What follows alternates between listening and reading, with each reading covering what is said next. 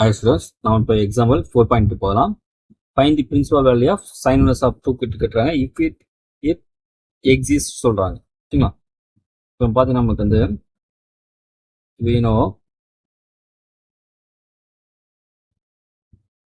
the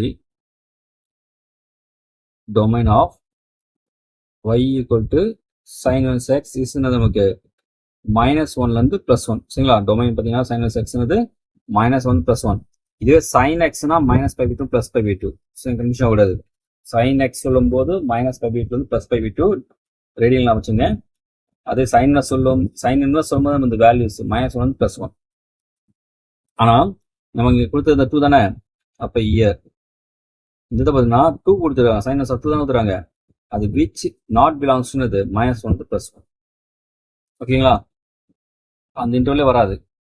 therefore நமக்கு வந்து the sin inverse 2 இருக்கு இல்லையா, it does not exist. சரிங்களா? இது வந்து எக்ஸிட்டே ஆகாது.